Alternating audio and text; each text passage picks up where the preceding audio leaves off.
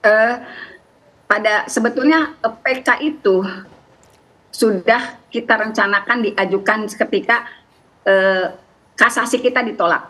Saya waktu itu menyatakan kepada keluarga Sakatatal, ini kasasinya tetap 8 tahun, kita masih ada satu upaya hukum lagi yaitu PK. Tapi kakaknya Sakatatal, saya bilang, cuman kalaupun PK saya juga belum punya novum. Kalau mereka kan keluarga nggak ngerti apa itu novum gitu. Kemudian kakaknya Sakatatal, Bu, saya minta waktu 3 hari ketika istiharoh, terus saya kembali lagi gimana apakah akan mengajukan PK walaupun saya bingung masih belum ada novum, saya bilang gitu.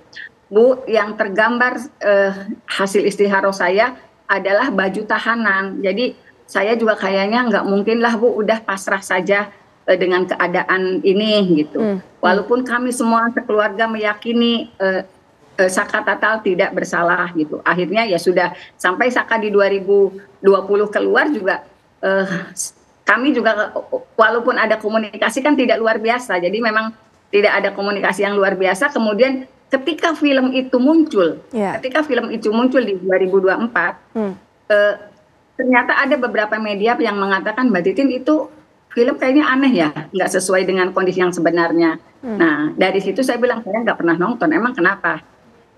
Disitulah teman-teman media di Cirebon menyampaikan hal itu, kemudian secara entah bagaimana komunikasi antara wartawan dengan ada salah satu podcast di Jakarta menyatakan itu, kemudian saya dipanggil. Nah, saya waktu dipanggil cuma ngomong gini, saya ngapain ngomong fiksi gitu, karena saya juga nggak ngerti filmnya, juga saya nggak lihat kayak apa. Saya akan buka fakta persidangan. Nah, ternyata reaksinya luar biasa. Nah, ketika reaksinya luar biasa, tiba-tiba ada orang yang datang. Dan menyerahkan novum itu.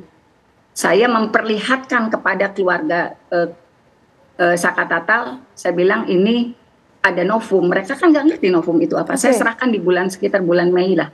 Mereka nggak ngerti. Saya bilang ini kondisi kita dulu nggak pernah dapat ini. Cuman kan keluarga juga nggak paham apa sih maksudnya, Bu.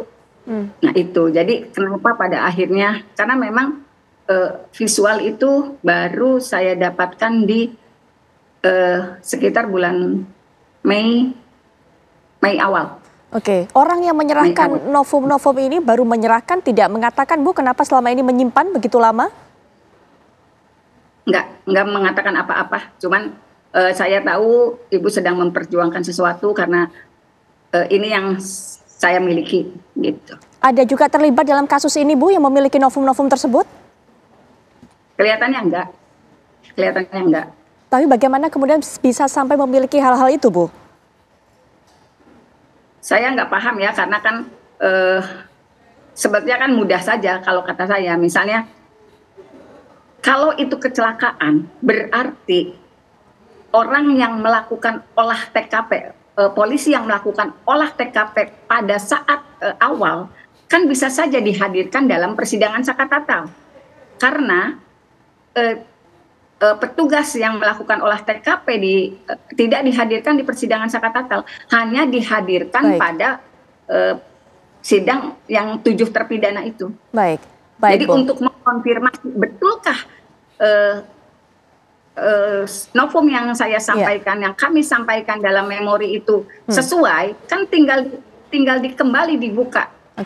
Dan itu kan sebenarnya tugas kepolisian. Yang jadi persoalan, apakah institusi kepolisian apabila kami meminta, tim kuasa hukum meminta agar anggota yang pernah melakukan olah TKP dihadirkan dalam persidangan Sakatatal. Persoalannya kan kita juga khawatirnya terganjal oleh izin dari komandan atau dari institusi yang melarang untuk hadir. Tapi kalau misalnya memang tujuannya untuk dibuka seterang mungkin, setransparan mungkin untuk mencari tahu penyebab kematiannya, kan sebenarnya tidak ada persoalan. Baik. Kalaupun itu.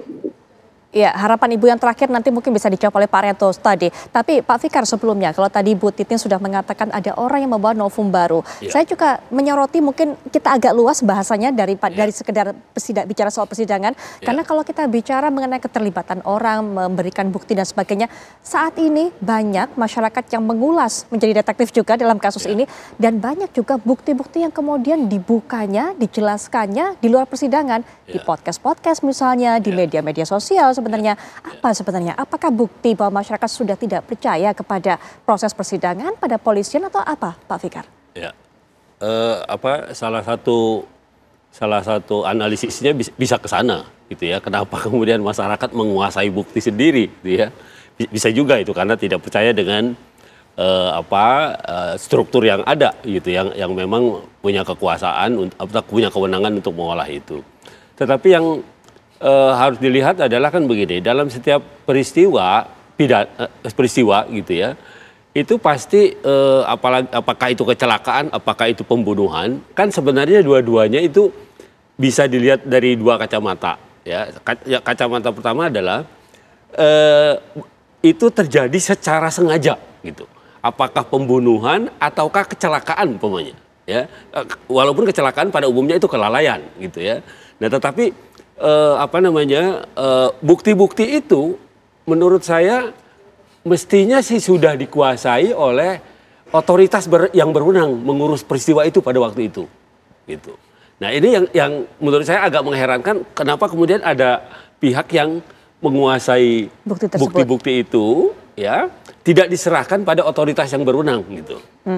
Umpamanya waktu itu yang menangani kepolisian, umpamanya ya. Nah, ditunjukkan kepada kepolisian, ini loh Pak, ada bukti-bukti ini, bisa nggak umpamanya menjadi bukti bahwa ini sebenarnya kecelakaan, apalagi ada ditemukannya di jalan yang lain, umpamanya di tempat yang lain dan sebagainya gitu. Nah, itu ini yang menurut saya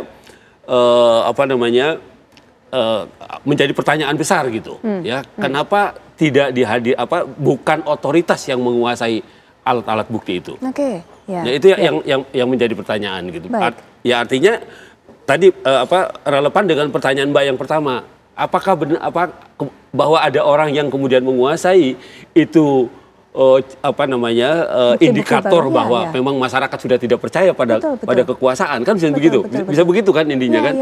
Bisa seperti itu. Tapi bagaimanapun juga menurut saya itu tindakan yang keliru gitu. Mestinya ya diserahkan kepada otoritas semuanya.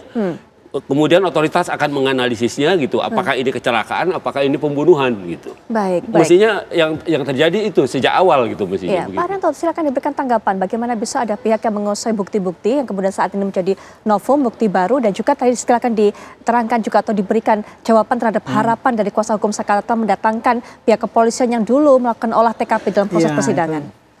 Ini kan berawalnya kan dari pihak korban merasa tidak terima ya dengan perlakuan tidak adil, karena dianggapnya ini biang keroknya adalah polisi dulu kan, bukti-buktinya disembunyikan gitu, sehingga dia mengambil kesimpulan wong ini kecelakaan lalu lintas kok kemudian dibikin kecelakaan pembunuhan kan gitu kan. Nah, ibu itu kan kemudian minta dong polisi dihadirkan bukti-bukti yang itu digelar kembali dan sebagainya gitu ya. Itu ya permintaan itu Bu ya. Terus kemudian kalau pada polisi harus suruh ngapain? Memang suruh meriksa si Rudiana ataupun yang meriksa di TKP pertama kali. Padahal hasil kinerja mereka itu kan sudah berupa BAP. Hasil penyidikan mereka itu apapun buruknya gitu ya, sudah berwujud BAP, berita acara perkara yang lengkap dan kemudian diserahkan kepada jaksa. Dan oleh jaksa ini BAP dianggap benar, ini sudah benar. Karena isinya cukup untuk menuntut orang dan prosedurnya formil, sudah benar. Dan kemudian itu dipakai untuk nuntut. Oleh hakim dibenarkan juga bahwa itu akhirnya dijatuhkan hukuman yang berat. Terhadap orang yang seperti itu, masa kita kemudian harus menghukum anggota itu dianggap hanya karena disampaikan oleh publik kayak gitu. Makanya itu dari dulu saya kalau memang itu yang dikehendaki ya, memang itu harus dikehendaki supaya polisi meriksa ulang kepada pengolah TKP pertama dan termasuk penyidik itu, ajukan ke PK dulu supaya putusan yang dulu itu digugurkan Dianggap bahwa ini kinerja mereka itu yang dulu katanya bagus itu ya, yang saya nilai bagus itu ternyata tidak baik kan, karena hasilnya kan itu salah. Barulah itu nanti kemudian kita bisa periksa ulang itu tadi. Kalau seandainya PK-nya diterima kan gitu kan, berarti putusan itu batal, maka polisi sebagai penyidik masih punya PR. Ini Vina sama Egy itu meninggal karena apa? Apa karena kecelakaan atau karena dibunuh? Kalau meninggal dibunuh, itu siapa yang bunuh? Kan gitu kan. Kalau meninggal kecelakaan lalu lintas, apa ya? Kayak gitu. Terus kemudian bagaimana dengan hasil otopsi yang begitu luka parah dan sebagainya. Itu kayak gitu, ini hanya bisa dibuktikan kebenarannya kalau semuanya itu sudah digelar di peradilan, sehingga nanti hakim akan memutus semua tidak ada kejanggalan lagi. Itu saya kira gitu baru masyarakat puas. Kalau mengenai masalah itu tadi ketidakpercayaan pada aparat ya, dengan berita-berita ini otomatis bikin orang makin tidak percaya pada polisi, karena kan sebegitu parahnya ya, jeleknya polisi itu bekerja ya, nangkap nggak pakai surat, orang yang tidak salah kemudian dihukum, itu sudah risiko daripada polisi. Tapi untuk memperbaiki ini, apakah polisi itu memang buruk seperti yang dituduhkan itu, apakah tidak diuji dengan PK ini, Bu?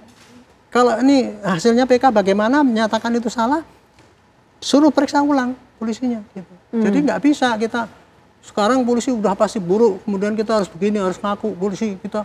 Bukan gitu, masalahnya sekarang ini kan yang ditunjuk sebagai polisi buruk itu kan baru katanya di dalam medsos, belum sampai masuk dalam persidangan. Apa yang disampaikan ini ya, tuduhan bahwa Rudiana itu adalah merekayasa kasus, kan nggak pernah disampaikan di dalam persidangan. Keluarnya kan dengan pengakuan yang sekarang ini, yang si Dede segala itu kan baru sekarang gitu. Nah makanya ini keterangan ini masukkanlah kembali dalam persidangan untuk menguji kebenaran itu gitu. Nah kalau itu sudah diuji, saya baru senang, dan ini ya harapan saya pribadi ini ya, PK ini mudah-mudahan aja diterima. Kenapa Pak? Karena kalau diterima kan diagalkan pemeriksaan ulang kan. Apa yang tadi disampaikan diumutin sama polisi, kemudian Rudiana itu apakah rekayasa, kan diperiksa ulang nanti. Akan lebih terbukti sehingga kemudian akan bisa lebih dibuktikan. Transparan kan? Transparan gitu. Bagi saya ini PK mengalahkan polisi nggak ada masalah itu, nggak makin cemar nggak. Tapi ada jalur untuk mencari kecerahan ya daripada simpang siur ini gitu. Baik Pak. Jadi harapan saya gitu, jadi ada titik terang gitu ya, yang betul-betul melalui prosedur hukum, bukan hanya pakai pengadilan di medsos, kasarannya begitu.